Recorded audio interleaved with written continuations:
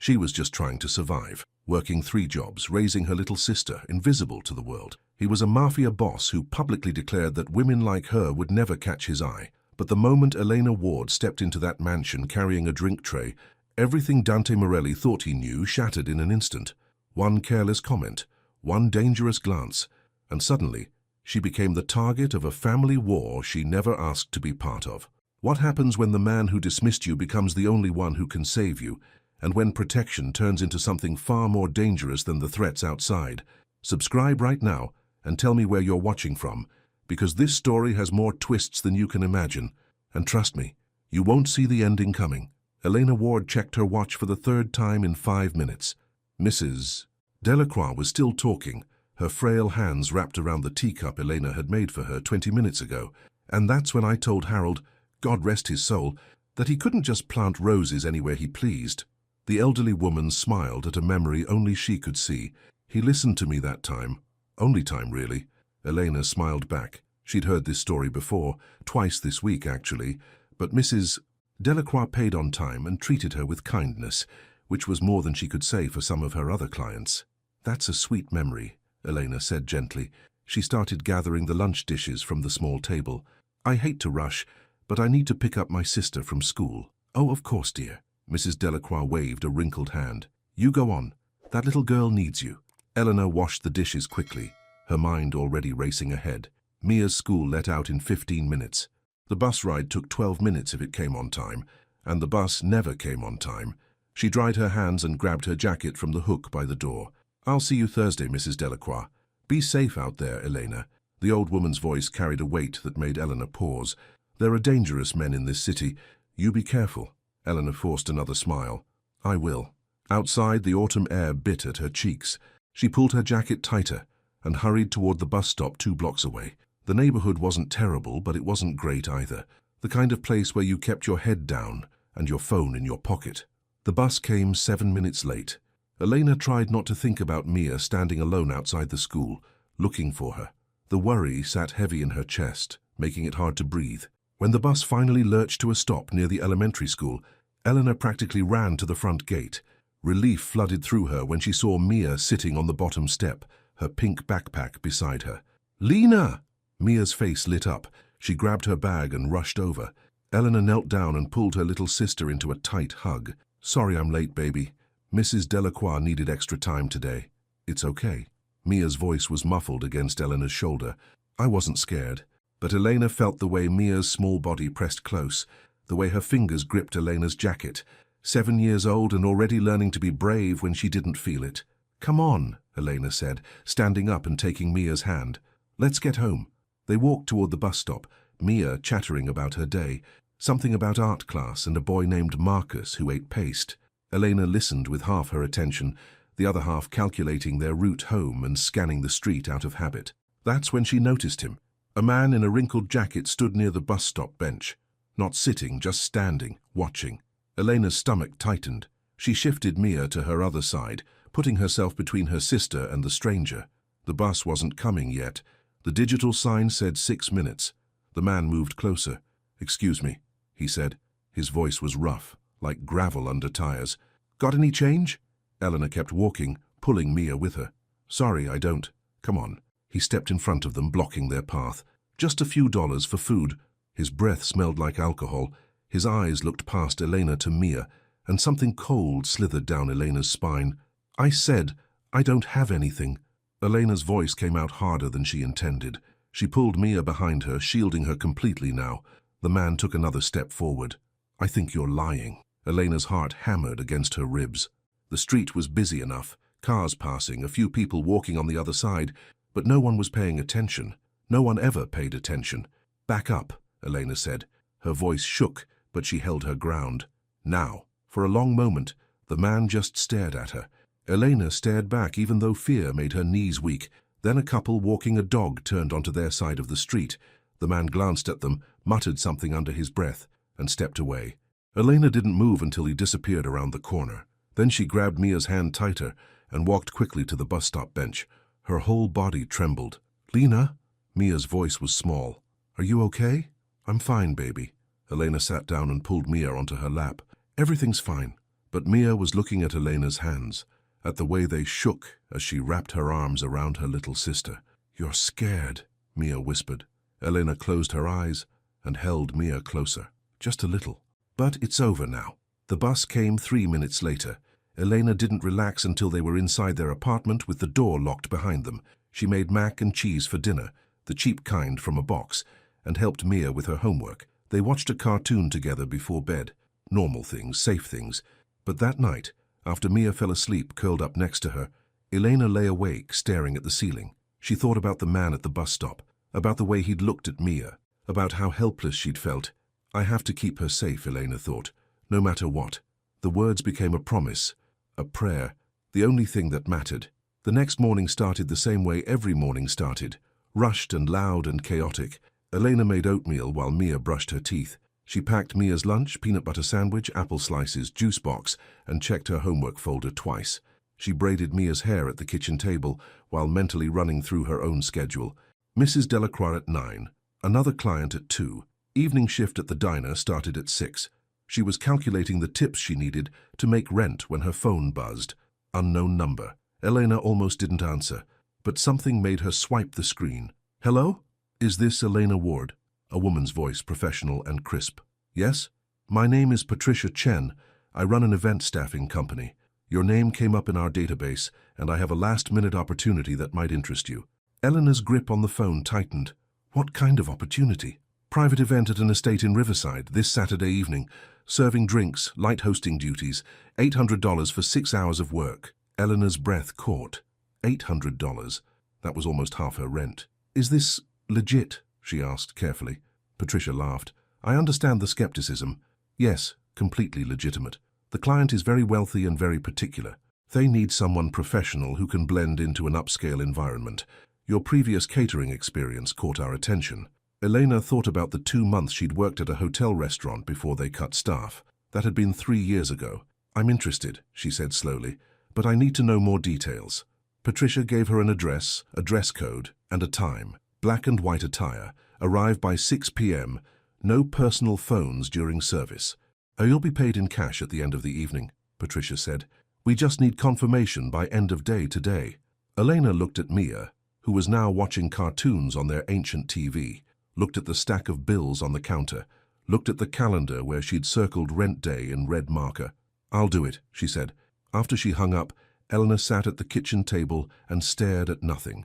$800 would change things, would give them breathing room, would mean Mia could get new shoes that actually fit. But something about it made her nervous. Rich people's parties, wealthy estates.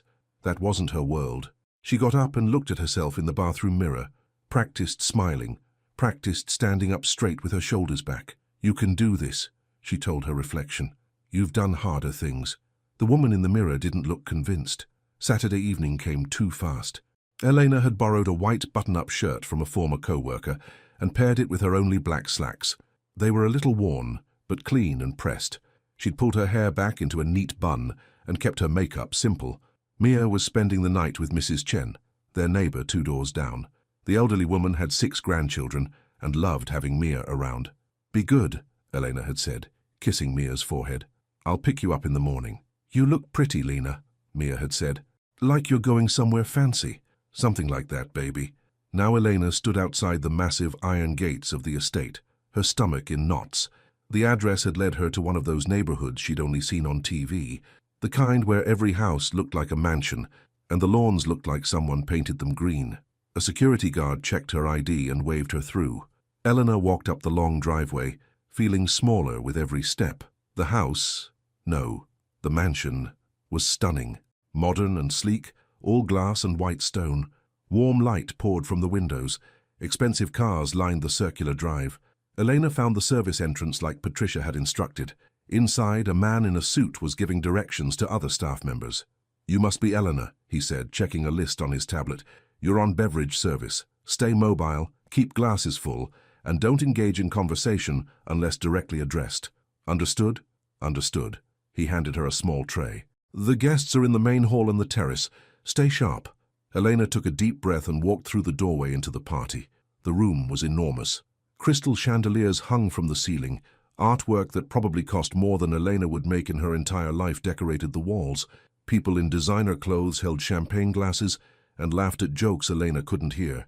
She felt like she was on another planet, but she had a job to do. So Elena lifted her chin, picked up a bottle of champagne from the bar, and started moving through the crowd. Most people ignored her. She was invisible to them, just part of the background, there to serve and then disappear. Elena was used to being invisible. It was easier that way. She was refilling a woman's glass when she heard it. A man's voice, casual and dismissive. "Come on, Dante. What's your type?" Elena couldn't see who was speaking. A small group of men stood near the terrace doors, their backs partially to her. "I don't have time for types," another voice answered. This one was deeper, with an edge like a blade wrapped in velvet. "Everyone has a type." Laughter. "What about that woman from the gallery opening, the tall one? Blonde." The deep voice again. "Not really my style." "So what is your style?" Someone pressed. Elena moved closer, refilling glasses, staying invisible. "I don't know." A pause. "Black women aren't my type, I can tell you that much." The words hit Elena like a slap. She froze. Her hand trembled slightly, making the champagne bottle clink against someone's glass. The guest looked at her. "Careful." "Sorry," Elena whispered. She moved away quickly, her face burning. Her heart pounded in her chest, angry and hurt at the same time. It shouldn't matter. She didn't even know who said it. Some rich man at a party. His opinion meant nothing.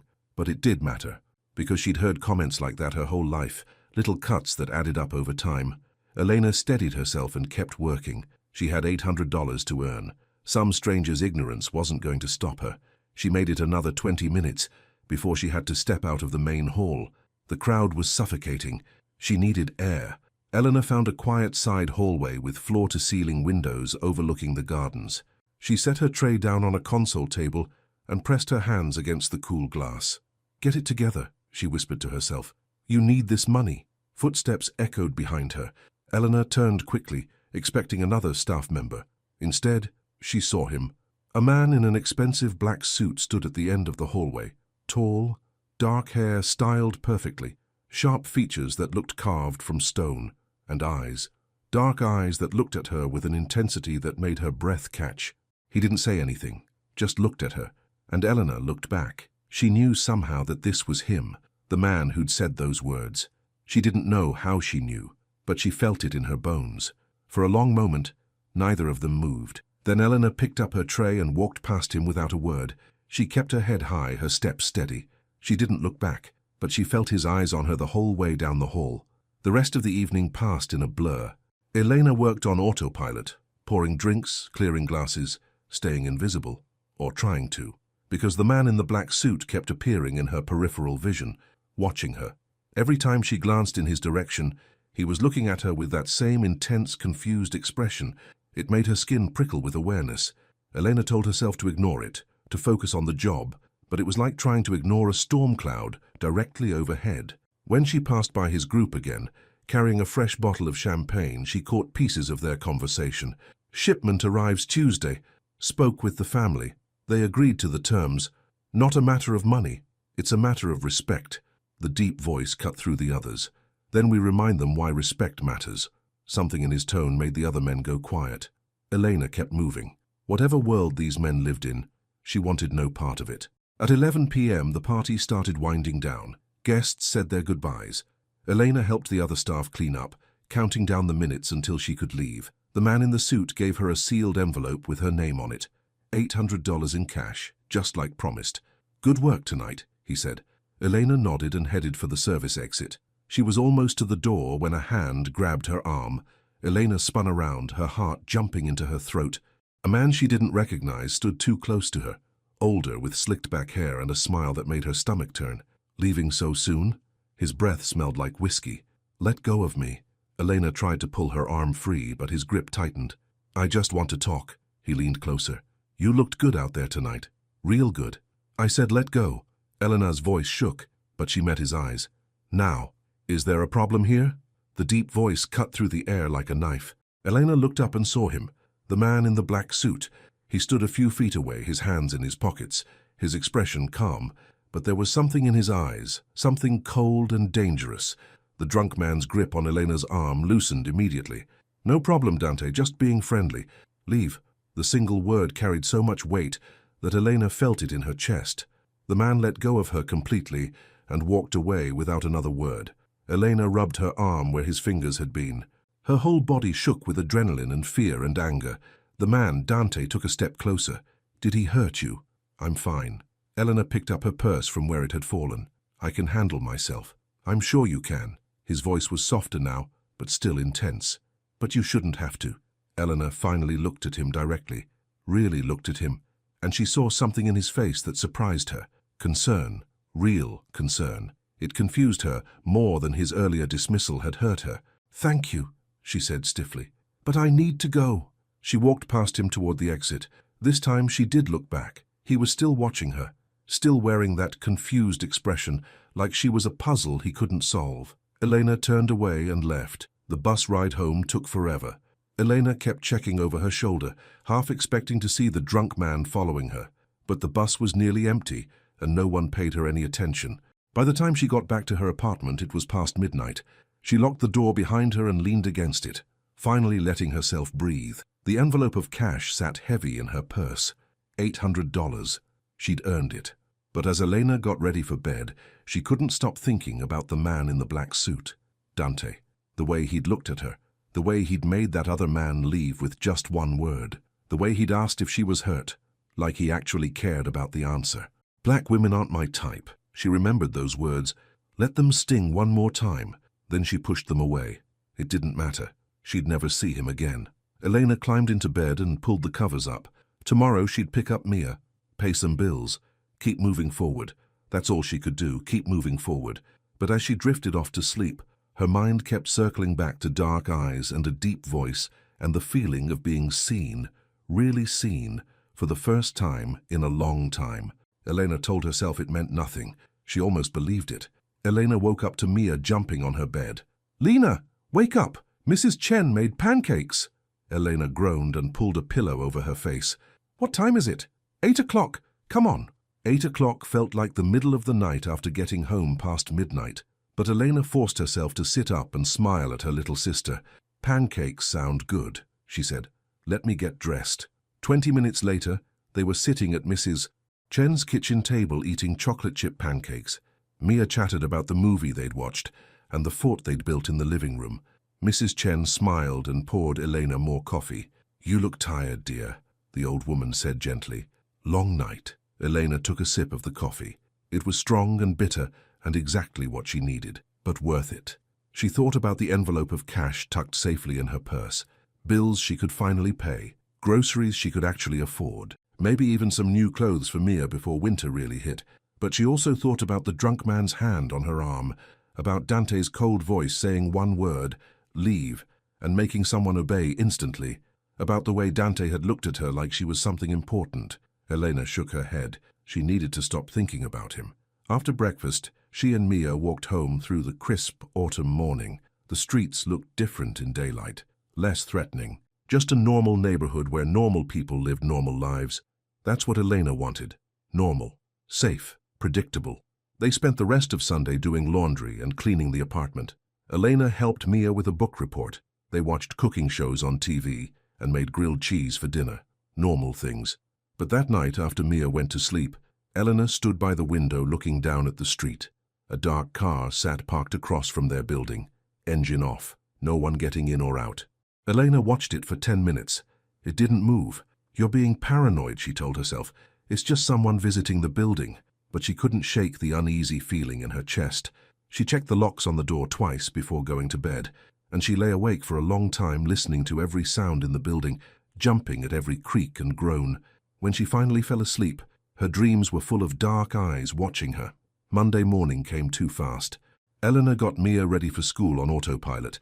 Breakfast, backpack, hair braided, out the door. At the bus stop, Elena found herself scanning the street, looking for threats, looking for that dark car. It wasn't there. "See?" she told herself. "You were worried about nothing." But the uneasy feeling didn't go away. She dropped Mia at school and headed to Mrs. Delacroix's house. The old woman was having a good day, more alert than usual, asking Elena about her weekend. "I worked a private event," Elena said as she helped Mrs. Delacroix into her favorite chair, "at a big estate in Riverside." Oh my, fancy. Mrs. Delacroix's eyes sparkled with curiosity. What was it like? Eleanor thought about crystal chandeliers and champagne and people wearing clothes that cost more than her monthly rent. Different from my normal world, she said carefully. Did you meet anyone interesting? Dante's face flashed through her mind, the intensity in his eyes, the way his voice could cut through a room. Not really, Elena lied. Just worked and came home. Mrs. Delacroix looked at her like she didn't quite believe that, but she didn't push. Instead, she started talking about her garden and what she wanted to plant in the spring. Elena listened and made tea and tried to focus on the present moment, on this quiet house with this kind woman, on the life she'd built, small and humble as it was. But her mind kept wandering, kept circling back to Saturday night. After her shift with Mrs. Delacroix ended, Elena had a few hours before she needed to pick up Mia. She thought about going home, resting. Instead, she decided to do something nice, something normal. She stopped at the corner store and bought 2 ice cream cones. Then she headed to the elementary school early. The afternoon was warm for November. Golden sunlight filtered through the trees. Other parents and caregivers gathered outside the school fence, waiting for the final bell. Elena leaned against the fence and took a deep breath. Days like this reminded her why she worked so hard, why she juggled 3 jobs and never slept enough for Mia. For moments like the one coming, when her little sister would run out of school with a big smile, excited to see her. The bell rang. Kids poured out of the building like a dam breaking. Eleanor spotted Mia's pink backpack immediately. She waved. Mia's face lit up when she saw Eleanor and the ice cream. She ran over and threw her arms around Eleanor's waist. You got ice cream. I did. Chocolate for you, vanilla for me. They walked to the park 2 blocks away, eating their cones and talking about Mia's day. Something about a substitute teacher and a fire drill. Mia acted out the whole story, making Elena laugh. The park was small but nice. Clean grass, a playground, a few benches scattered around. Mia ran straight for the swings. Elena sat on a bench nearby, watching her sister pump her legs and fly higher. The sun felt warm on her face. The ice cream tasted sweet. For a few minutes, everything felt okay. Then Elena noticed him, a man sitting alone on a bench across the playground. He wasn't watching his own kids. There weren't any kids near him. He was just sitting there, still, focused, looking at Mia. Eleanor's stomach dropped. She stood up slowly, keeping her eyes on the man. He was average height, average build, wearing a baseball cap pulled low. Nothing about him stood out, except the way he was watching. Mia, Elena called, trying to keep her voice normal. Come here for a second. Mia jumped off the swing mid-arc and ran over. What? Let's go to the slide instead. Elena took Mia's hand and led her to the other side of the playground, away from the man. But when Elena looked back, the man was standing, walking toward them. Elena's heart started pounding. She pulled Mia closer. The man took 3 steps in their direction. Then another man appeared. He came from nowhere, or seemed to, just suddenly there, walking casually across the grass like he'd been there all along. He was younger than the first man, maybe late 20s, with dark hair and sharp features. He wore a leather jacket despite the warm weather. He positioned himself directly between Elena and the man in the baseball cap. The first man stopped, looked at the younger man, then turned around and walked away quickly. Elena's grip on Mia's hand tightened. The younger man glanced at Elena. Their eyes met for just a second. Then he sat down on a nearby bench, pulled out his phone, and acted like nothing had happened. But Elena knew better. Come on, Mia, she said quietly. Time to go home. But we just got here. I know, baby. But I forgot. I have to make a phone call. Mia pouted, but didn't argue. They walked toward the park exit. Elena looked back once. The younger man in the leather jacket was still sitting on the bench, still looking at his phone. But as she watched, he lifted his eyes and met her gaze again, just for a moment. Then he looked away. Elena's hands shook as she walked Mia home. Her mind raced. That man had been following them. She was sure of it. And the man in the leather jacket? He'd been following too, protecting them. But why? And who sent him? Deep down, Elena already knew the answer. Dante. They made it home safely. Elena cooked dinner, spaghetti with jarred sauce, and tried to act normal. Tried not to let Mia see how scared she was. But after Mia went to bed, Elena paced the apartment, back and forth, back and forth. Someone had been watching them at the park, following them, and someone else had been watching the watcher. This wasn't random. This wasn't just bad luck. Elena pulled out her phone. She had the business card from Patricia Chen, the woman who'd hired her for the event. Maybe there was a contact number, a way to reach someone. She was about to dial when her phone buzzed. Unknown number. Elena stared at the screen. Her thumb hovered over the decline button, but something made her answer. Hello? Ms. Ward. A man's voice. Not Dante's. This one was lighter, smoother. My name is Rafa Costa. I work for Dante Morelli. Elena's breath caught. I don't know who that is. Yes, you do. No accusation in his voice, just a statement of fact. You met him Saturday night. What do you want? To talk. 5 minutes of your time. A pause. I'm standing outside your building. Come down or I'll come up. Your choice. Anger flashed hot through Elena's chest. You're threatening me. I'm offering you information. His voice stayed calm. Information you need. Please, Ms. Ward. 5 minutes. Elena looked at Mia's closed bedroom door, thought about the man at the park, about the way the man in the leather jacket had appeared like magic. 5 minutes, she said. I'm coming down. She grabbed her jacket and her keys, checked on Mia one more time, still sleeping peacefully. Then she locked the apartment door and took the stairs down to the lobby. The man waiting outside was the one from the park. Leather jacket, dark hair, sharp features. Up close, Elena could see he was younger than she'd thought, maybe 27 or 28. Ms. Ward. He extended his hand. Rafa Costa. Elena didn't shake it. Start talking. Rafa lowered his hand without seeming offended. The man at the park today. His name is Marco Santini. He works for a rival family. We believe he was gathering information. Information about what? About you. And your sister. The words hit Elena like ice water. Why? I don't know anything. I'm nobody. You met Dante. Rafa's expression was serious. That makes you somebody to the people who want to hurt him. I poured champagne at a party. Elena's voice rose. She forced it back down. That's it. I'm not part of his world.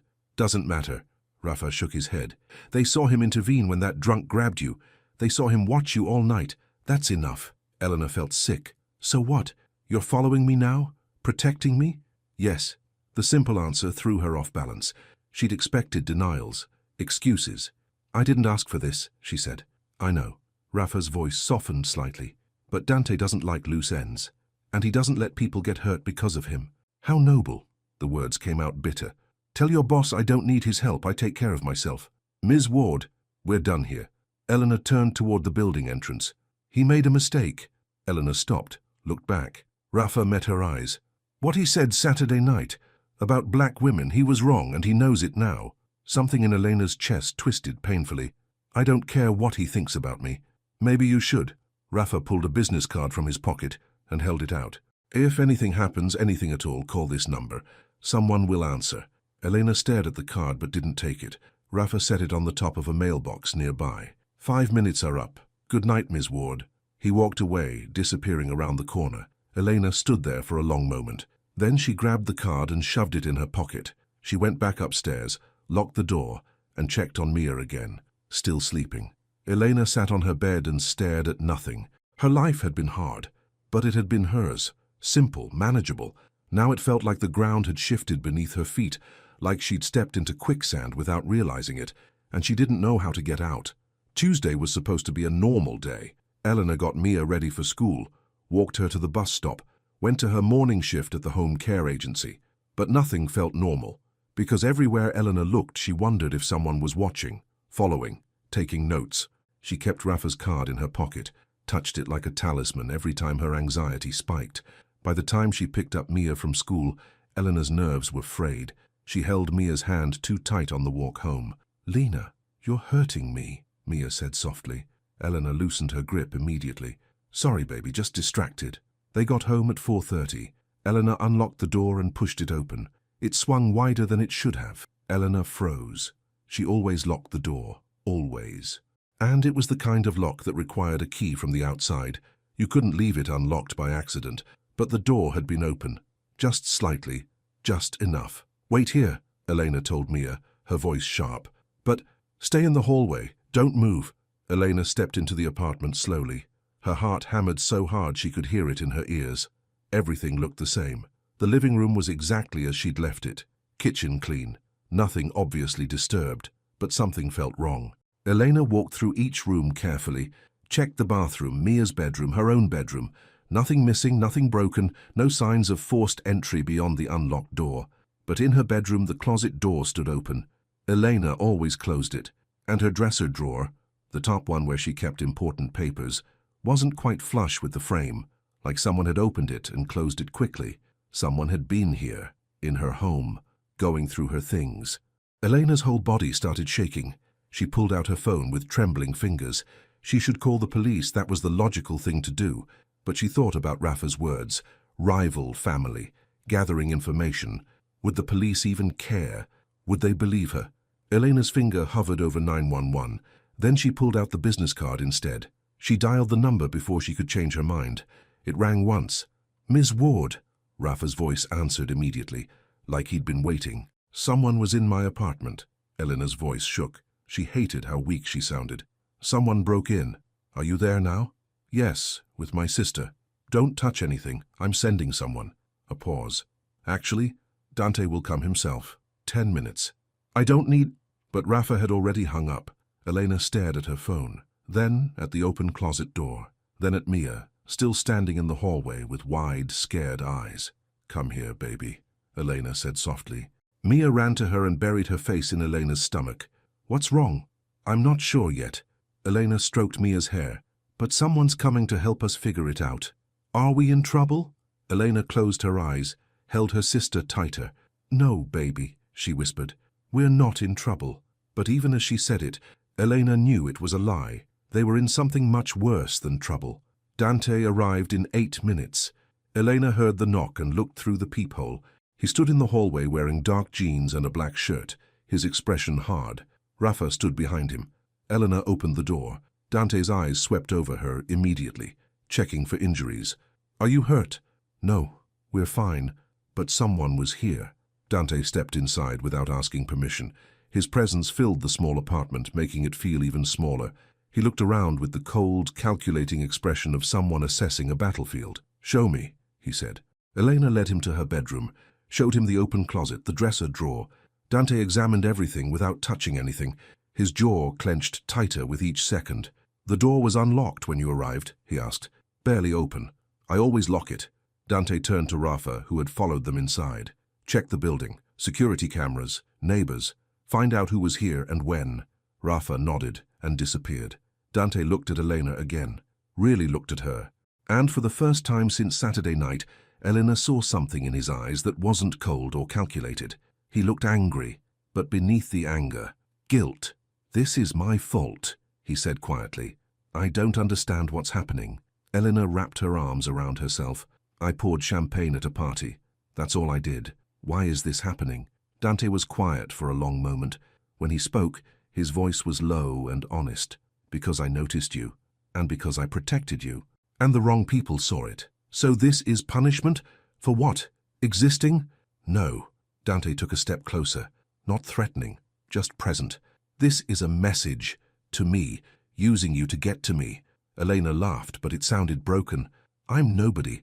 I work 3 jobs to keep a roof over our heads. I'm not worth sending a message over." "You're wrong." Dante's voice was firm. "You're worth more than you know, and that's exactly why they targeted you." The words hit Elena harder than they should have. She looked away, blinking back sudden tears. "I don't want to be worth anything to you," she whispered. "I just want my life back." "I know." Dante's voice softened. "But right now, you're not safe here. Neither is your sister, Mia." Elena had almost forgotten. She rushed back to the living room where Mia sat on the couch, hugging her backpack. Dante followed. When Mia saw him, she shrank back slightly. Elena sat beside her and pulled her close. "It's okay, baby. This is—" She hesitated. "This is someone who's going to help us." Dante knelt down slowly, making himself smaller, less threatening. He looked at Mia with surprising gentleness. "Hi," he said. "I'm Dante. What's your name?" Mia looked at Elena first. Elena nodded. "Mia," she whispered. "That's a pretty name." Dante smiled slightly. "I'm sorry you're scared, but I promise, I'm going to make sure you and your sister stay safe." "How?" Mia's voice was so small. "By taking you somewhere safer than here. Just for a little while." Elena's head snapped toward him. "What?" Dante stood and faced her. "You can't stay here. Someone knows where you live, has access to your home. It's not safe. So what? We just leave?" Go where? With me.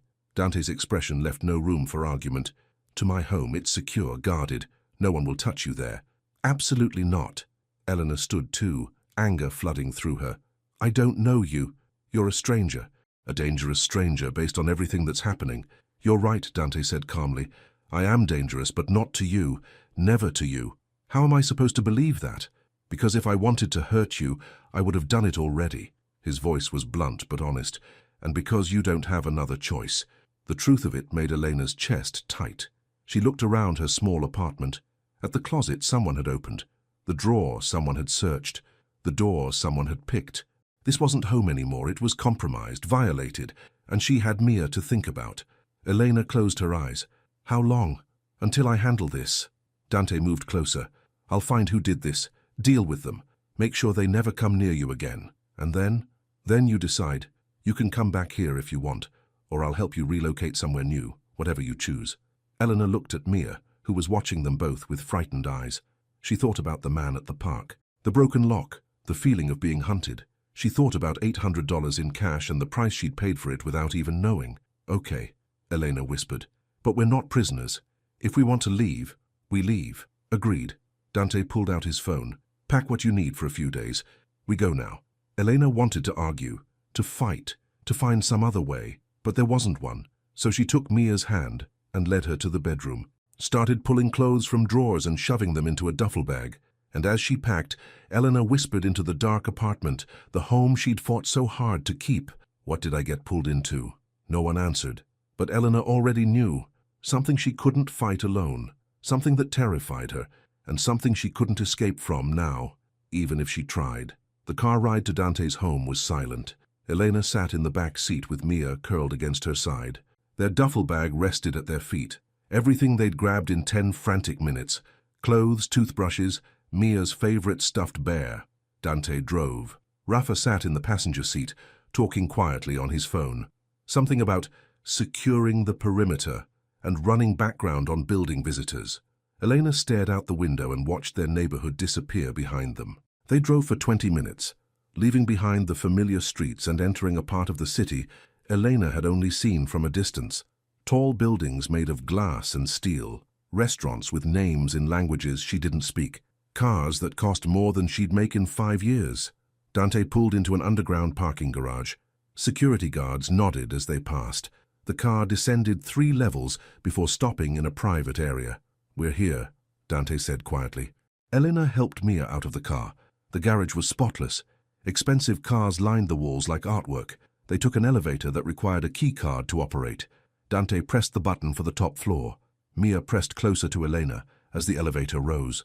I want to go home, she whispered. I know, baby. Elena kissed the top of her head. But this is just for a little while, until it's safe. When will it be safe? Elena didn't have an answer. She looked at Dante, who stared straight ahead at the elevator doors. Soon, he said. Not to Elena, to Mia. I promise. The elevator opened directly into Dante's penthouse. Elena stepped out and tried not to let her jaw drop. The space was huge, modern and clean with floor-to-ceiling windows overlooking the city, white furniture, dark wood accents, art on the walls that looked like it belonged in a museum. The guest room is down that hall, Dante said, pointing. Second door on the right. You'll have your own bathroom. There's a lock on the inside of the door if that makes you more comfortable. Eleanor nodded slowly. She couldn't find words. Are you hungry? Dante looked at Mia. I can order food. Anything you want. Mia shook her head and buried her face against Elena. She's tired, Elena said. It's been a long day. We should probably just settle in. Of course. Dante stepped back, giving them space. The kitchen is fully stocked if you need anything during the night. And there are guards in the building. You're safe here. The word safe felt strange. Elena wasn't sure she'd ever really felt safe anywhere, but she nodded and picked up their bag. Thank you. Dante watched them walk down the hall. Elena could feel his eyes on her back. The guest room was bigger than her entire apartment. A king-sized bed with soft white linens, a sitting area with a couch and chairs, windows with automated blinds. Mia climbed onto the bed immediately and hugged her stuffed bear. Elena set down their bag and looked around. Everything was too perfect, too expensive, like they were guests in a hotel, not people staying in someone's home. She checked the bathroom.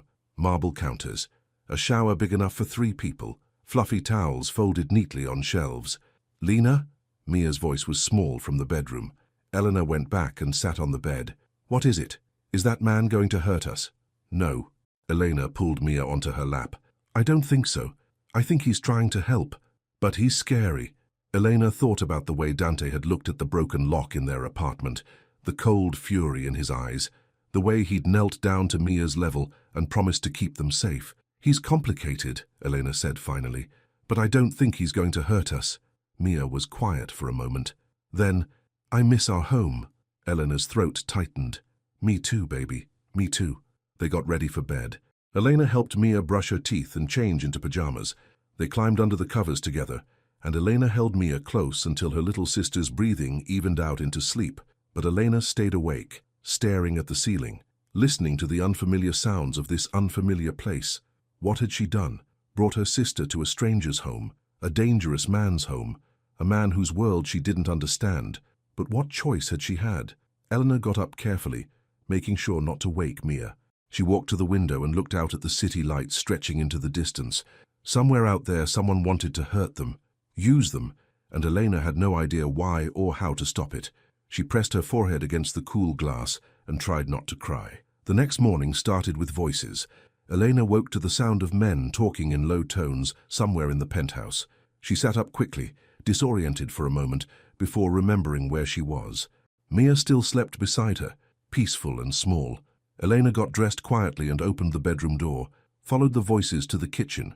Dante stood near the counter with Rafa and another man Elena didn't recognize. They all turned when she walked in. "Sorry," Elena said. "I didn't mean to interrupt." "You're not interrupting." Dante dismissed the other men with a look. They nodded and left through the front door. Rafa poured a cup of coffee and handed it to Elena. "How did you sleep?" "Fine." A lie. She'd maybe slept 3 hours total. "Mia's still asleep. Let her rest." Dante leaned against the counter. He looked tired too. Like maybe he hadn't slept much either. "There's food in the refrigerator. Help yourself to anything." Elena sipped the coffee. It was good. Really good. Not the cheap instant stuff she was used to. "What happens now?" she asked. "Now we wait," Dante said. "Rafa's team is investigating the break-in, tracking down who ordered it. Once we know that, we deal with it." "Deal with it how?" Dante's expression didn't change. "However necessary." The cold certainty in his voice made Elena's stomach flip. She set down her coffee cup. "I want to be clear about something," she said. "Mia and we're not prisoners here. If we want to leave, we leave. I already agreed to that. And I want to go to work. I have clients who depend on me. Bills to pay." Dante shook his head. "Not yet. It's not safe." "So what? I just sit here and do nothing?" Elena's voice rose. "I can't afford to miss work. I have rent. Your rent is covered," Dante interrupted. "And any bills you have, I'll take care of it." Elena stared at him. "Excuse me? You're here because of me, because someone wants to use you against me.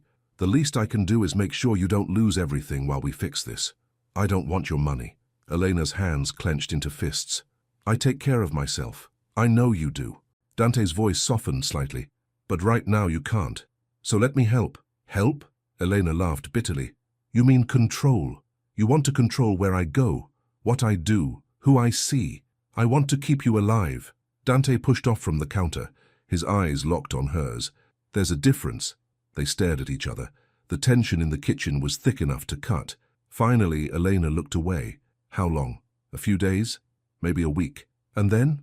Then this is over, and you're free." Free. The word sounded impossible. Eleanor picked up her coffee again and walked to the windows. The morning sun made the city sparkle below, beautiful and distant. "There are rules," Dante said behind her. "While you're here, for your safety." "Of course there are." Eleanor didn't turn around. "You don't go near windows without closing the blinds first. You don't answer the door. You don't leave without an escort. And you tell me every time you need something or want to go somewhere." Elena closed her eyes. "Like I said, prison. Like I said, protection." Dante moved closer. She could feel him behind her. "I know you hate this. But someone broke into your home, Elena. They were looking for information about you, about your sister. This isn't a game." Elena turned to face him. They stood closer than she'd realized, close enough that she could see the dark circles under his eyes, the tension in his jaw. "Why do you care?" she asked quietly. "You don't even know me." Dante was silent for a long moment. When he spoke, his voice was rough. Because you didn't deserve this and because I'm the reason it's happening. That's enough. Something in his expression made Elena's chest ache. Guilt. Real, heavy guilt. I heard what you said, she said. At the party about black women. Dante's jaw tightened. I know, I was there when I said it. And I was wrong. He held her gaze. Completely, stupidly wrong. If I could take it back, I would. Why? Because you feel guilty now. Because it wasn't true. Dante took a breath. Because the moment I saw you, I knew it wasn't true, and I've known it every moment since. The honesty in his voice caught Elena off guard. She didn't know what to say. Footsteps saved her from having to respond. Mia appeared in the kitchen doorway, rubbing her eyes and clutching her stuffed bear. Lena? Her voice was sleepy and confused. Elena immediately went to her and knelt down. Hey, baby. You okay? Mia nodded, but her eyes were on Dante, wary and uncertain. Dante crouched down too, making himself smaller, less intimidating. Good morning, Mia, he said gently. Are you hungry? I can make breakfast. Pancakes, maybe. Mia looked at Elena. Can he make pancakes? I don't know, Elena said, a hint of challenge in her voice as she looked at Dante. Can you? Something that might have been a smile crossed Dante's face. I can try. Dante could, in fact, make pancakes. Elena sat at the kitchen island with Mia on her lap, watching as Dante moved around the kitchen with surprising comfort. He mixed batter from scratch, heated a pan, flipped pancakes without burning them. You cook? Elena asked, unable to hide her surprise. Sometimes. Dante poured more batter into the pan. My mother insisted I learn, said no man should be helpless in a kitchen. It was the first personal thing he'd shared. Elena found herself curious, despite everything. Is she still... No, she died when I was 22. Dante flipped a pancake. Cancer. I'm sorry. He shrugged, but Elena saw the tension in his shoulders. It was a long time ago. He served the pancakes with butter and syrup. Mia dug in immediately, her earlier wariness forgotten in the face of food. Elena took a bite. They were good, really good. Where did you learn to do this? She asked. YouTube, mostly. Dante sat across from them with his own plate. And trial and error. Lots of error at first. Mia giggled. It was the first time Elena had heard her laugh since they'd arrived. The sound made something in Elena's chest loosen, just a little. They ate in relative silence, but it wasn't uncomfortable. It was almost normal. When they finished, Dante cleared the dishes and started loading the dishwasher. Elena stood to help, but he waved her off. Relax. You're a guest who can't leave. But Elena said it without the earlier anger, more resigned now. For a few days, Dante reminded her. Then this is over. Elena wanted to believe him, but she'd learned a long time ago not to trust promises. The rest of the morning passed slowly. Elena explored the penthouse while Mia watched cartoons. She noticed things she'd missed the night before. Guards stationed at the elevator, security cameras in every hallway, coded entry systems on every door. The place was a fortress, beautiful and comfortable, but a fortress nonetheless. Elena understood Dante's world a little better now. He lived surrounded by threats, always watching, always protected. What kind of life was that? She found a library tucked away down a side hall, floor-to-ceiling bookshelves packed with books, leather chairs, a fireplace. Elena ran her fingers along the spines. Fiction, non-fiction, classics, modern bestsellers, an actual collection, not just decoration. You like to read? Elena spun around. Dante stood in the doorway watching her. Yes, she said, when I have time, which isn't often. You can borrow anything you want while you're here. Elena pulled out a novel at random, read the back cover. Thanks. Dante stepped into the room. Elena. Whatever he was about to say was interrupted by a crash from the living room. They both ran, Elena's heart in her throat. But it was just Mia. She'd knocked over a lamp while trying to reach something on a high shelf. I'm sorry. Tears filled her eyes. I didn't mean to. I just wanted to look at the book. Dante walked over and picked up the lamp. It wasn't broken. He set it back on the table. Then he looked at what Mia had been reaching for, a thick book on the top shelf. He pulled it down and handed it to her. This one? Mia nodded, sniffling. It's a book about space, Dante said. Planets and stars. Do you like space? Yes. Mia's voice was small. My teacher says I'm good at science. Dante smiled. A real smile this time. Then you should definitely read this. Come on. He sat down on the couch and opened the book. Mia hesitated, looking at Elena. Elena nodded. Slowly, Mia climbed onto the couch beside Dante. He showed her pictures of planets, explained things in simple words she could understand. Elena watched from the doorway, watched this dangerous man with the cold eyes speak gently to her little sister, patient and kind. It confused her more than his earlier intensity had. Who was Dante Morelli? Really? That night, after Mia fell asleep, Elena couldn't rest. She lay in bed staring at the ceiling, her mind racing. Finally, she got up and walked to the kitchen for water. She found Dante already there, sitting at the island in the dark, a glass of whiskey in front of him. A small wooden box sat beside the glass. He looked up when Elena entered. Couldn't sleep? No. Elena filled a glass with water from the tap. You? Never could. Not really. Elena leaned against the counter.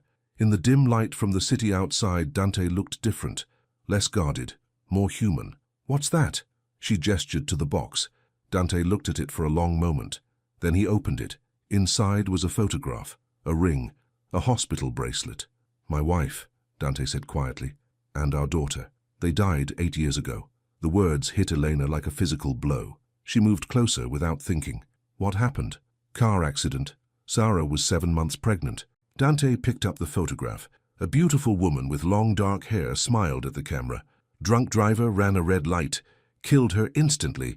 The baby, they tried to save her, but his voice broke. Elena didn't think. She just moved around the island and stood beside him, close enough to offer comfort, not touching but present. I'm so sorry, she whispered. I wasn't there. Dante's voice was hollow. I was working, always working, building the business, making money. And she was driving home alone. It wasn't your fault, wasn't it? He looked at her with haunted eyes. If I'd been with her, maybe things would have been different. Maybe I could have. You can't think like that. Eleanor's voice was firm. You can't carry that weight. It'll destroy you. Dante laughed bitterly. Maybe it already has. They sat in silence for a moment. Eleanor looked at the photograph again, saw the love in the woman's eyes. She was beautiful, Elena said softly. She was everything. Dante closed the box gently. And I've spent 8 years trying to forget what that felt like, having everything, then losing it all in one moment. Is that why you said what you said? At the party, Elena asked carefully. About black women not being your type?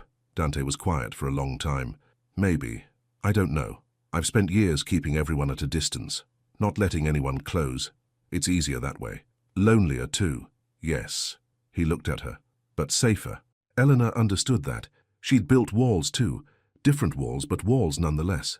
Thank you, Dante said suddenly, for listening. I haven't told anyone the full story in a very long time. Why tell me? Because you asked, and because you're here, in my home, taking care of your sister. Scared and angry, but still standing. He paused. You remind me that strength comes in different forms. The words hit Elena somewhere deep. She looked away, her throat tight. I should get back to bed, she said. Mia might wake up. But as she stood to leave, Dante's voice stopped her. Elena, she turned. What you said earlier, about not deserving this, you were right. His eyes held hers. But neither did Sarah, neither did my daughter. Bad things happen to good people. All we can do is try to make it right after. Eleanor nodded slowly. And is that what you're doing? Making it right? I'm trying. Something in his expression made Elena believe him. Maybe for the first time since this all started. She walked back to the guest room and climbed into bed beside Mia.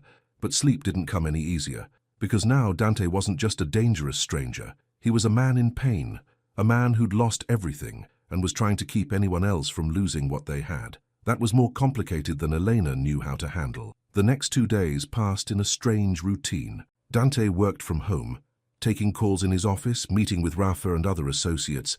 Elena kept Mia entertained. They watched movies, played games, read books from Dante's library, and slowly, carefully, Mia started to warm up to Dante.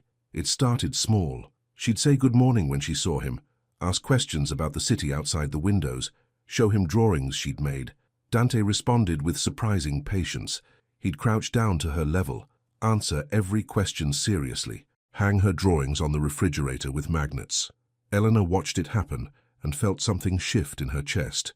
This man who'd dismissed an entire group of people at a party was gentle with her little sister, kind in ways Eleanor hadn't expected.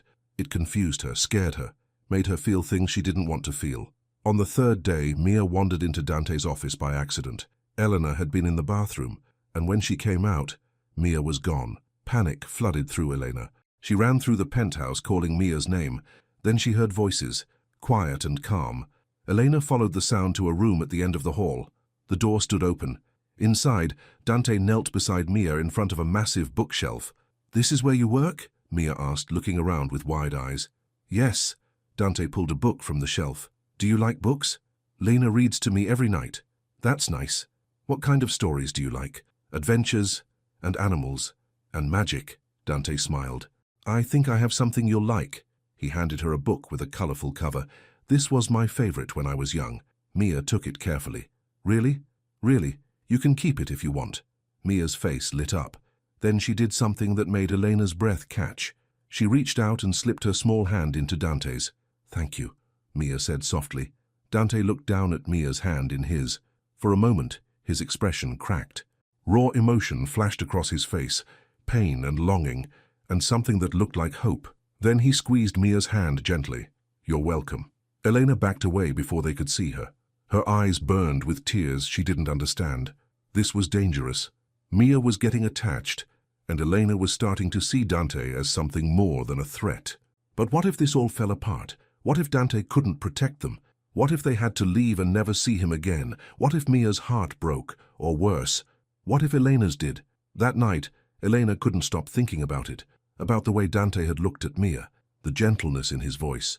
She was standing by the kitchen windows, looking out at the city, when Rafa arrived with news. Elena heard them talking in the living room. She shouldn't have listened, but she couldn't help it. "It was Vincenzo," Rafa said. "Your cousin.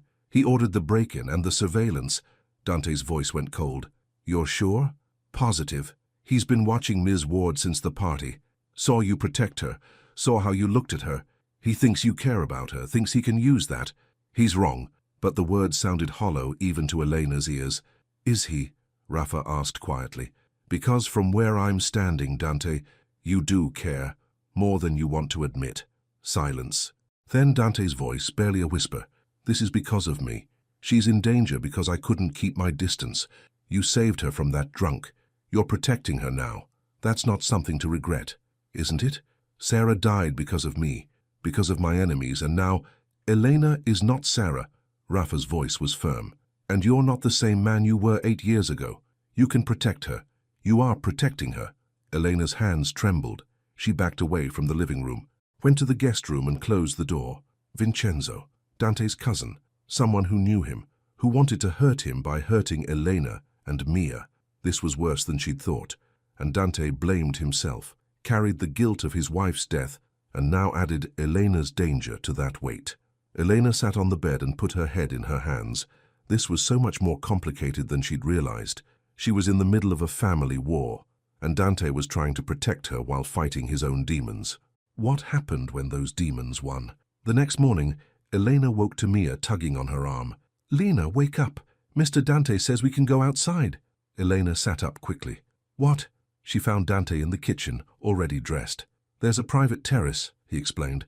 "On this floor, completely secure. I thought Mia might want some fresh air." Elena looked at Mia's hopeful face. They'd been inside for 4 days. Fresh air sounded like a dream. "Okay," Elena said, "but just for a little while."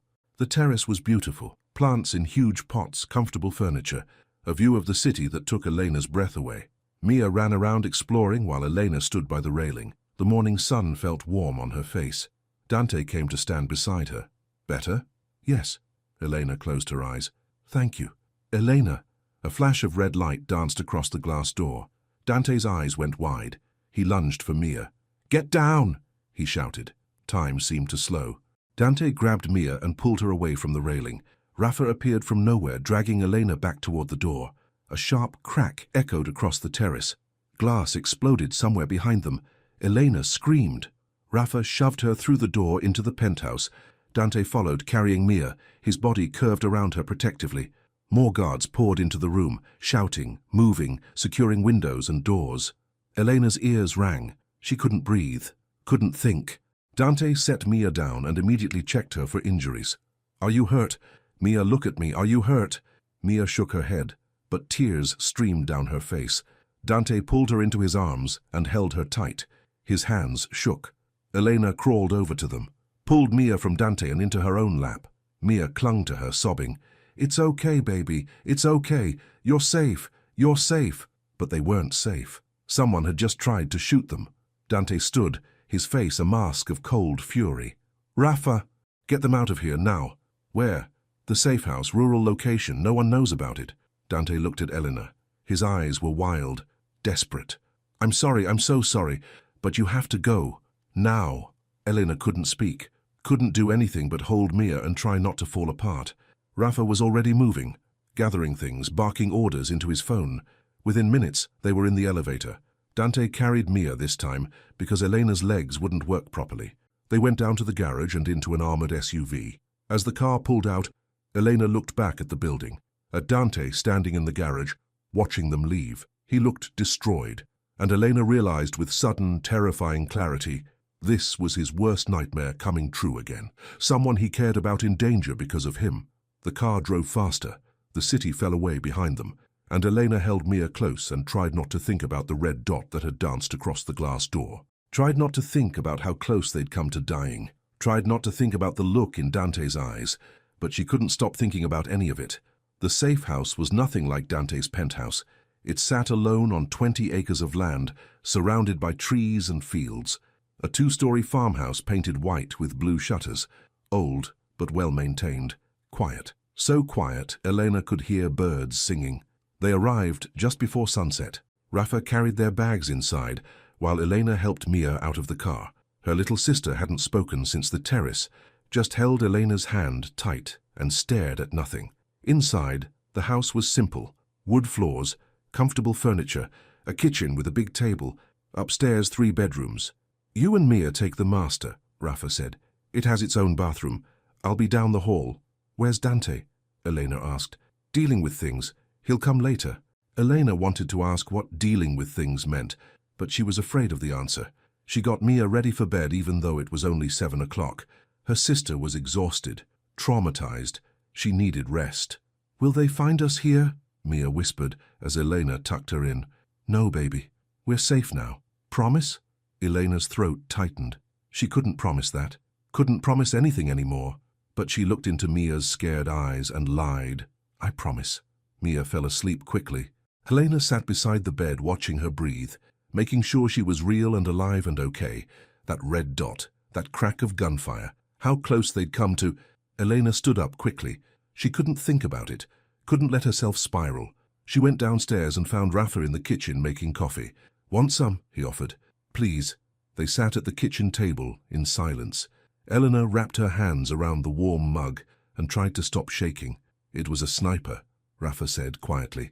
"Positioned in a building 3 blocks away. Professional, well-trained. Did you catch him?"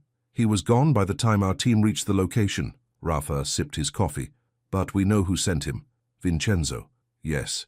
Elena stared into her coffee. "Why does he hate Dante so much?" Rafa was quiet for a moment. "Jealousy, mostly. Dante inherited the family business when his father died. Vincenzo thought it should have been his. He's been trying to take control ever since. And hurting me is supposed to accomplish that. It's supposed to hurt Dante, make him weak, force him to choose between you and the business." Rafa looked at her directly. "Vincenzo thinks if Dante cares about you, he can be manipulated." "Does he?" Elena asked. "Care about me?" Rafa smiled slightly. "What do you think?" Elena didn't answer. She didn't know what to think anymore. They finished their coffee in silence. Then Rafa showed Elena how to work the security system. Cameras covered every approach to the house, sensors on all the doors and windows, panic buttons in every room. "You're safe here," Rafa said. "I promise." Elena wanted to believe him, but promises felt empty now. Dante arrived near midnight. Elena was still awake, sitting in the living room with the lights off, staring out the window. She heard the car, saw headlights sweep across the trees. Dante came in through the front door. He looked exhausted. His hair was messy. His jacket was gone. Blood stained the cuff of his white shirt. Elena stood up quickly. "Are you hurt?" Dante looked at his shirt like he'd forgotten about it. "Not mine." The words should have scared her. Instead, Elena felt relieved. He was okay. He was here. "Where's Mia?" Dante asked. "Asleep upstairs." "Good." He moved to the kitchen. Elena followed. watched as he poured himself a drink. Whiskey, straight. He downed it in one swallow. What happened? Elena asked quietly. I found the building where the sniper was positioned, found evidence, tracked it back to Vincenzo. Dante poured another drink. He won't try again. I made sure of that. Elena didn't ask how. She wasn't sure she wanted to know. Dante turned to face her. His eyes were haunted. I almost got you killed, you and Mia. You saved us. I put you in danger in the first place. He set down his glass with too much force. If I'd just stayed away from you at that party, if I hadn't interfered, then that drunk man would have hurt me. Elena moved closer. And Mia and I would still be in danger. We just wouldn't have known it. You don't understand. Dante's voice broke. Everyone I care about ends up hurt. My mother, my wife, my daughter, and now you and Mia are alive because of you. Elena reached out and touched his arm. You saved us, Dante. You're still saving us. He looked at her hand on his arm, then at her face. I don't deserve your kindness. Maybe not, but you have it anyway. They stood like that for a long moment, close enough that Elena could see the exhaustion in his eyes, the guilt, the fear. She understood it because she felt it too, this terror of caring about someone, of letting them close enough to hurt you. Get some rest, Elena said softly. You look like you haven't slept in days. I haven't, but Dante didn't move away. I kept seeing that red dot, kept hearing the gunshot, kept imagining. His voice cut off. His jaw clenched. Elena squeezed his arm gently. We're okay, all of us, we're okay. Dante nodded but didn't look convinced. He picked up his glass and headed toward the stairs. Good night, Elena. Good night. Elena stayed in the kitchen for a while longer, thinking about the blood on Dante's cuff, about the darkness in his eyes when he talked about Vincenzo. This man had done violent things tonight. She knew that, should probably be scared of that, but all she felt was grateful. Because Mia was safe, and so was she. What did that say about her? Elena didn't have an answer, so she locked up the house, checked on Mia one more time, and went to bed. But sleep didn't come easy, because she kept thinking about Dante down the hall, alone with his guilt and his ghosts, and wondering if anyone had ever told him he was worth saving too. The next few days passed quietly. The safe house felt like a different world. No city noise, no traffic, just birds and wind and the sound of leaves rustling. Elena and Mia settled into a routine. They ate breakfast together, all three of them, and Rafa. They spent mornings reading or drawing, afternoons outside in the yard, carefully monitored by cameras and guards positioned in the trees. And slowly something shifted. Dante stopped disappearing into his office for hours. He ate meals with them, answered Mia's endless questions about animals and stars and why the sky was blue. One afternoon, Elena found him teaching Mia to play cards at the kitchen table. This is Go Fish, Dante explained, holding his card so Mia could see. You ask for a card you need. If the other person has it, they give it to you.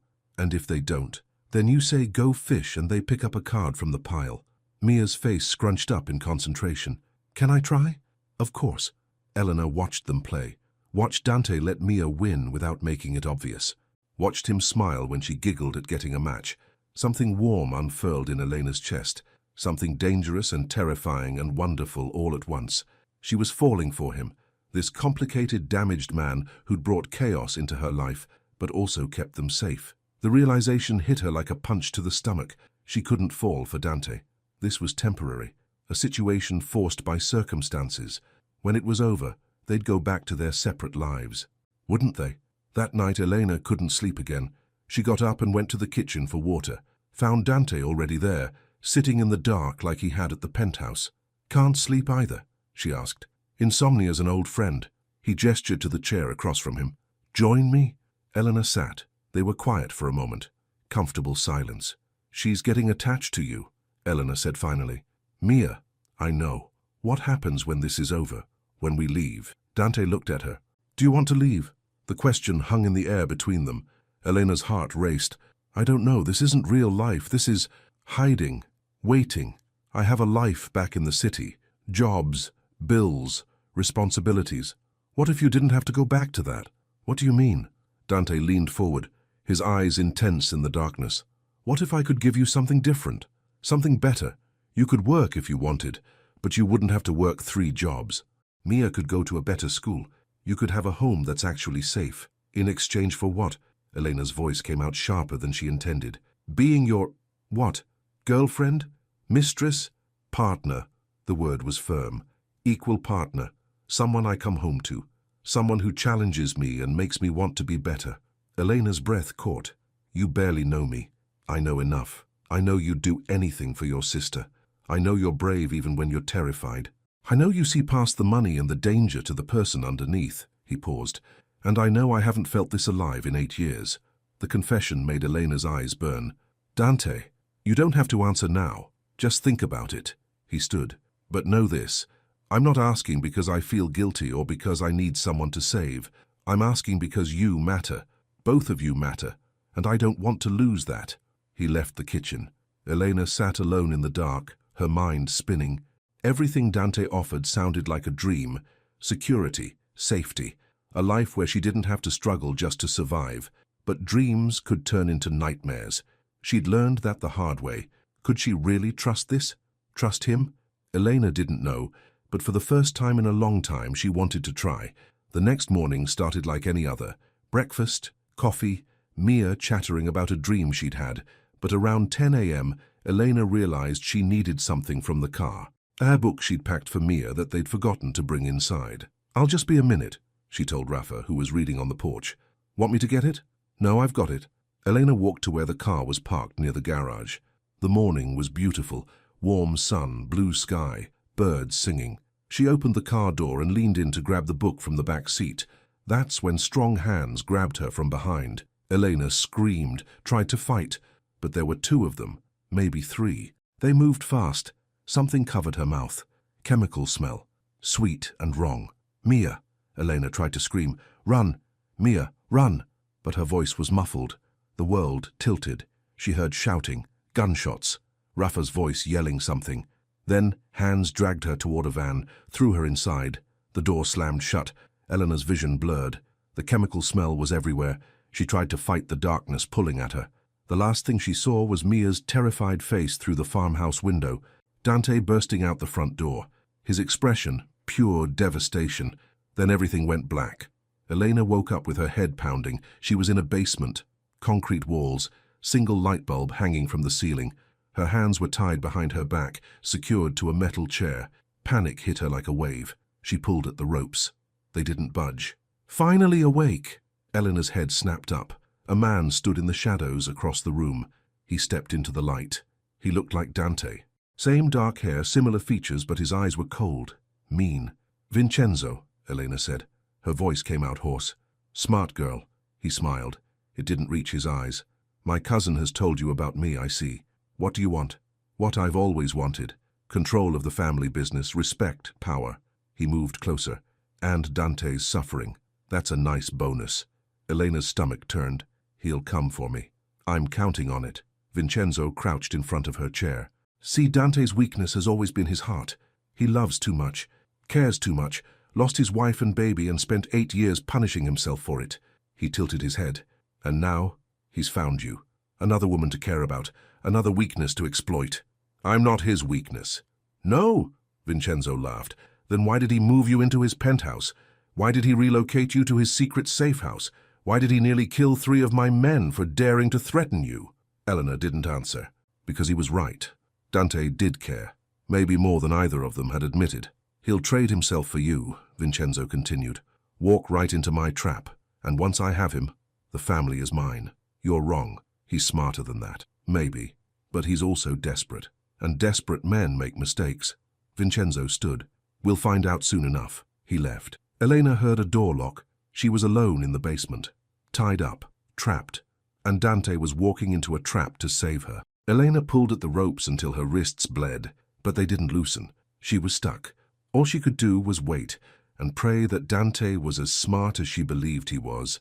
Time moved strangely in the basement. Hours passed. Maybe. Elena couldn't tell. Her wrists hurt. Her head throbbed. Fear sat heavy in her chest. She thought about Mia, prayed that Rafa had gotten her somewhere safe, that her little sister wasn't hurt or scared. She thought about Dante, about the look on his face when the van door had closed, like his worst nightmare was coming true again. I'm not Sarah, Elena thought. I'm not going to die. He's going to find me. She had to believe that, had to hold on to hope. Footsteps echoed outside the door. Elena tensed. The door opened. Vincenzo walked in, followed by two large men with guns. "Good news," Vincenzo said. "Dante's on his way. Should be here within the hour." Elena's heart raced. "Don't hurt him." "Why would I hurt him?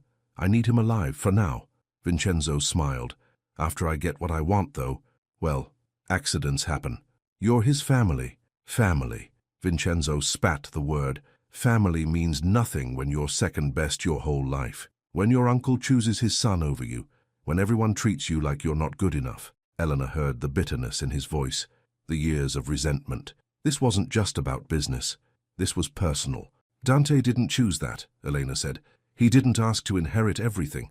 No, but he took it anyway, and now he'll pay for it." Vincenzo left again. The door locked behind him. Elena fought against the ropes with renewed desperation. She had to get free, had to warn Dante somehow, had to... A sound upstairs, shouting, then gunfire. Elena's breath stopped. The shooting was loud, close, glass breaking, men yelling, then silence. The basement door exploded inward. Dante stood in the doorway, blood on his hands, eyes wild. He looked at her like she was the only thing in the world that mattered. Elena. Her name was a prayer on his lips. He crossed the room in 3 strides, cut the ropes with a knife, pulled her into his arms so tight she could barely breathe. "Are you hurt?" His hands ran over her, checking for injuries. "Did they hurt you?" "I'm okay. I'm okay." Elena's voice shook. "It's a trap. Vincenzo is dead." Dante's voice was flat, final. "He won't hurt anyone ever again." Relief and horror mixed in Elena's chest. "Mia is safe, with Rafa, waiting for us." Elena's legs gave out. Dante caught her, held her up. "I've got you," he whispered. "I've got you." They made their way upstairs. Elena didn't look at the bodies, didn't want to see what Dante had done to get to her. Outside, more of Dante's men waited. A car, safety. They drove to a different location, another safe house. Mia was there with Rafa. She saw Elena and burst into tears. "Lena!" Elena fell to her knees and caught her sister, held her, sobbed into her hair. "I'm okay, baby. I'm okay. We're both okay." Mia clung to her. "I was so scared." "I know. Me too. But it's over now. It's over." Elena looked up, found Dante watching them. His expression was raw, unguarded. He'd done terrible things tonight. She knew that, but he'd done them to save her, to keep his promise. That had to mean something. Later that night, after Mia finally fell asleep, exhausted from crying, Elena found Dante on the back porch. He sat on the steps, staring at nothing. His hands were clean now. Someone had given him a new shirt, but Elena could still see the violence in his eyes. She sat beside him, close but not touching. "Thank you," she said quietly, "for finding me. I almost didn't." Dante's voice was rough. 5 more minutes, and Vincenzo would have moved you. We might never have found you. But you did. I had to. He looked at her. "When I saw them take you, when that van door closed and you were gone, I felt it again. That same terror I felt when they told me Sarah was dead. That same helplessness." "I'm not Sarah," Elena said. The same words she'd thought in the basement. "No, you're not." Dante reached out and touched her cheek gently. "You're Elena, and you're here, alive, and that's all that matters." Elena leaned into his touch. "I was so scared." "I know. Not just of Vincenzo. So of never seeing you again, of never getting to tell you..." She stopped, took a breath. "I was falling for you, even though I didn't want to, even though it scared me. I was falling." Dante's eyes widened.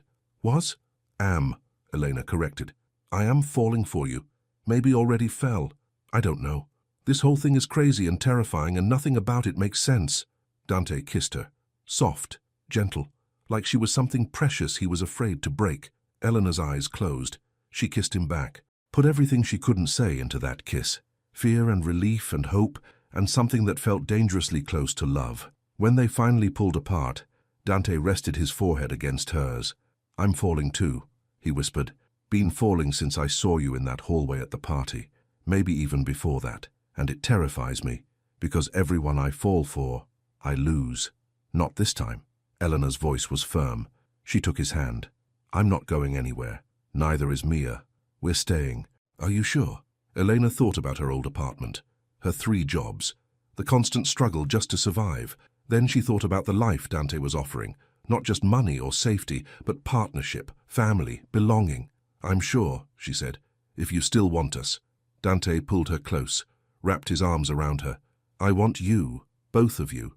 More than I've wanted anything in a long time. They sat like that for a while, holding each other, healing.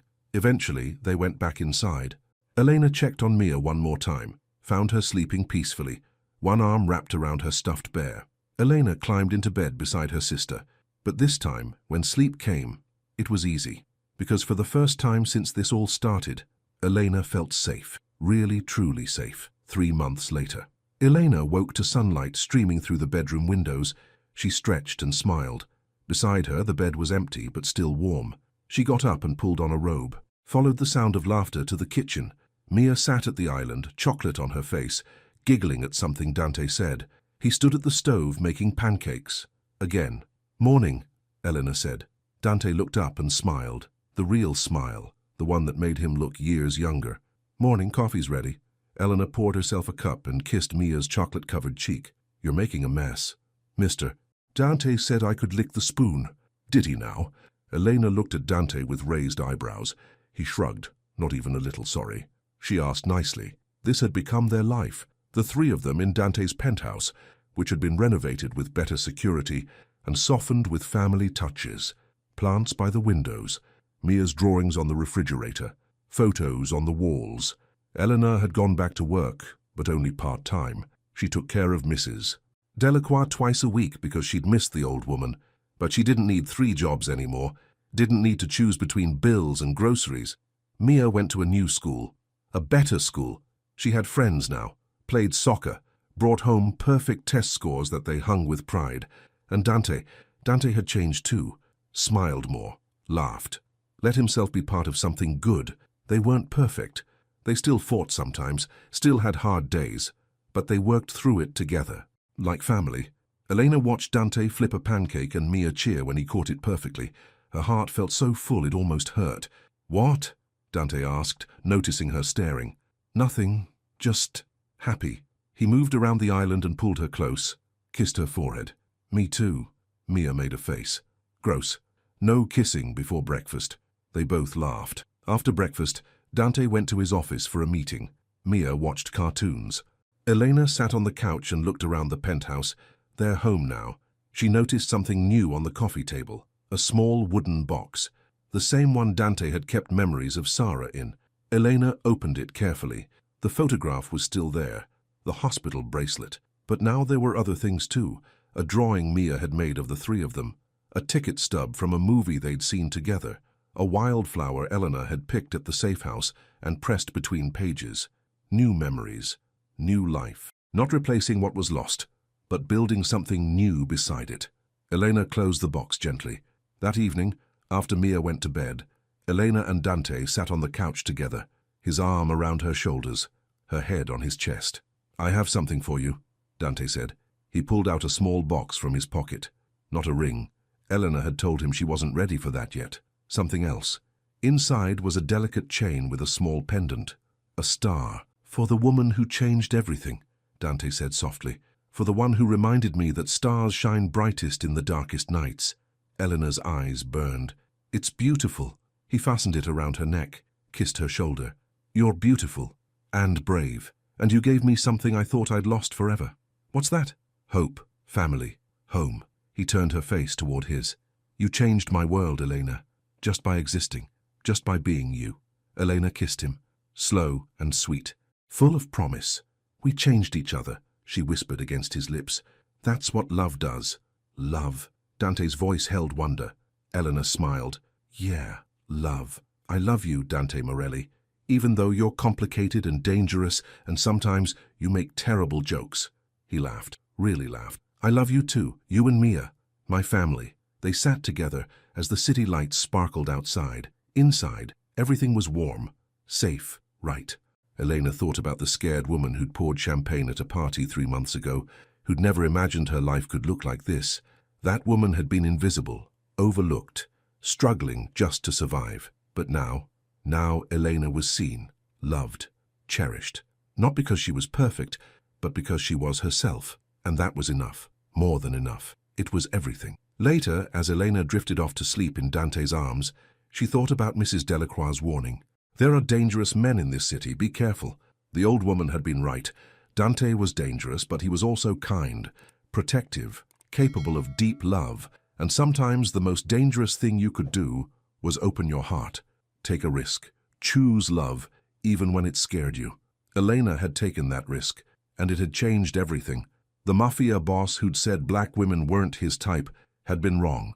So completely wrong, because Elena hadn't just become his type. She'd become his whole world, and he'd become hers. That was the real story, not danger or violence or fear, but two broken people finding each other, healing together, building something beautiful from the pieces of their shattered lives. Love, real love, the kind that transforms everything, the kind that lasts.